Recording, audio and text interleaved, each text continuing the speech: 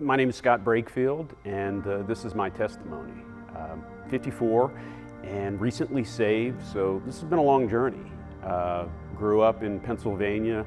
And growing up there, it's easy to not know any Christians or anybody who actually talks about their faith. My parents grew up around the church, but they weren't interested in God, faith, or the church as adults. They divorced when I was young, so I went to live with my mother, and she was kind of doing her own thing. So she would describe my childhood as unsupervised. Later, went to live with my father in high school. He was a wildlife photographer, so he'd be gone for a month, sometimes even 3 months at a time. So the reason I mention that is because when you grow up like that, you eventually believe that you can really only depend on yourself. So the idea of believing in a God I can't see, or God that necessarily can't necessarily help me, is hard.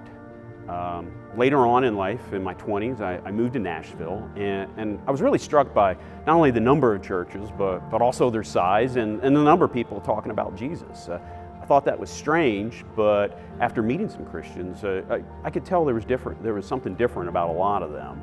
And I really wanted to find out what that was about. So ended up going to a Baptist church for several years.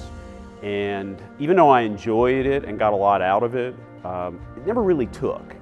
And eventually moved away, spent most of my 30s not thinking about God, not going to church, and moved back to Nashville in 2008. And while I still had an interest in faith, a strong interest, because I ended up marrying a beautiful Christian woman. We married in 2009, started going to Trinity after we moved to Oklahoma in 2012. And I had committed to her that we would raise our kids as Christians because I saw the value in that.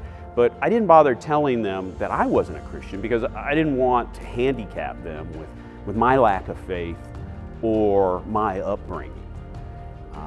Over the last year, I have felt a call or a pull during the invitation. In fact, I could see myself going down and in my mind, but something was still holding me back. I just couldn't do it. And during a sermon by Scott Dawson in July, something changed. He